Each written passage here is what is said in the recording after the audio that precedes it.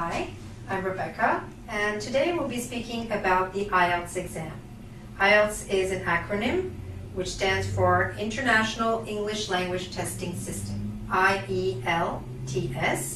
And basically the IELTS is an English proficiency exam to test your knowledge of English, how well you can read, write, speak, and understand English. All right? If you're considering doing the IELTS, it's possibly because you're planning to study abroad, or you're planning to move to another country, or for some other purpose.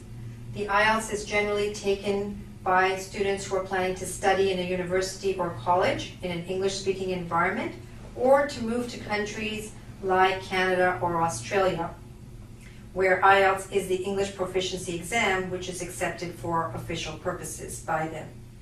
The IELTS is also requested at times when people have already emigrated to countries such as Canada or Australia to certify their English language ability in terms of their profession. Okay, so that's another reason why we have students who come to us at our school here in Toronto for the IELTS exam. Okay, now another question that people have is about the type of IELTS exam.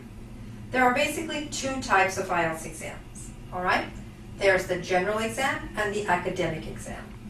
It seems somewhat self-explanatory, but let me clarify. The academic exam is the slightly harder one because it's meant for academic purposes. That's if you are planning to go to university or to college, you are asked to do the academic IELTS. The reading section and the writing section is slightly different in the academic one and slightly more challenging or difficult in terms of English level. The second type of IELTS exam is the general exam. The general IELTS is usually taken for those people who are planning to emigrate, and it is a little bit easier, not completely easy. It's still challenging. You may still have to prepare for it in order to do well, but it's still a little bit easier than the first one. The writing section is different here, and the reading section is a little bit easier. All right? Another question that we are often asked about the IELTS is regarding the scoring. In the IELTS, if you get a 9, that would be fantastic, because that's considered the highest score which you can get on an IELTS exam. The IELTS scores are represented in terms of bands from 0 all the way to 9. You can get a full band, like 1, 2, 3, 4, 5, 6, 7, 8, 9, or a half band score, like 6.5, 8.5, and so on. If you get a 9, that would mean that you are an expert user of the English language, and I hope you can aspire to that. All right, now what happens on the exam in terms of scoring? Well, as I mentioned, there are 4 sections: reading, writing, listening, and speaking, and you get 4 separate scores on each of these sections. So you could get a 7 in listening, or a 6 in reading, and so on.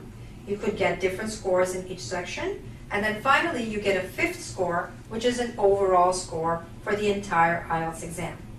Now, depending on the purpose for which you're doing the exam, you might be asked for an overall score, usually a 6.5 or 7, or you might be asked for a specific score in a particular section, or some combination of that.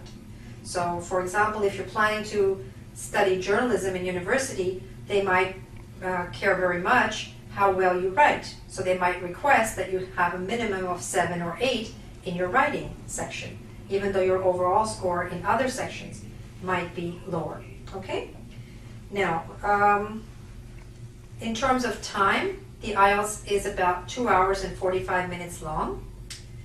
First, there is the listening section. In both the general and the academic IELTS, this section takes about half an hour, and everybody does the same listening section. The thing to remember about the listening in the IELTS is because the IELTS was created by the British Council and, let me just check, the IELTS Australia and the University of Cambridge ESOL exams, this tends to be an exam of British English, and sometimes Australian English. So you have to be prepared to understand British accents, not American accents, not Canadian accents, not South African accents, but primarily British and sometimes Australian accents, and not only the accents but also the English. Occasionally they use terms which are used more in British English than in North American English. So if, for example, you've been preparing for the TOEFL, you want to make sure that you also spend some time listening to British English in order to prepare for this exam. So that's the listening section. Then you have a division. If you're doing the academic, you have a reading section, which is a little bit harder, 60 minutes. If you're doing the general IELTS, you also have a reading section, also 60 minutes, a little bit easier. Next, we come to the writing section. In the academic IELTS, you have 2 tasks and 60 minutes. In the general IELTS, you have 2 tasks and 60 minutes also. In both of them, you have to do an essay, which you should take about half an hour for. You are asked to write about, you should take 40 minutes for that one. And you have to write about 250 words, about 4 or 5 paragraphs, something like that. An essay topic, one essay topic. The second task in each case varies. In the academic IELTS, you are given a graph or a chart or a table, and you're asked to describe that information in writing. In the general IELTS, you're given a letter assignment, and you have to write a letter. It could be a formal letter, a semi-formal letter, or an informal letter to a friend requesting something. And for this second task, you are given about 20 minutes. The essay, in both cases, scores more points, and you have more time for it. The last section is the speaking section. This is an interview with an actual examiner. It takes about 11 to 14 minutes, and it's the same test whether you're doing the general IELTS or whether you're doing the academic IELTS. So the last question is, how do you do well on the IELTS? Well, like in all English proficiency exams, there's really 4 ways, 4 things you need to do. You need to have knowledge of the test, you need to have the skills, the English skills, you need to have a good attitude, and you need to have resources available to you. By resources, I'm referring to books, materials, online lessons, and perhaps live training in a school in your country or overseas. All right?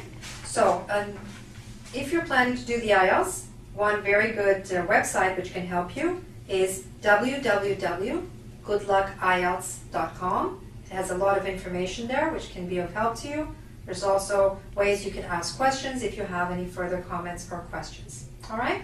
So if you're preparing for the IELTS, I wish you a lot of luck. It is a difficult exam in many ways, but I'm sure you can do very well if you prepare and follow some of the instructions we've laid out here. Thanks very much. Bye for now.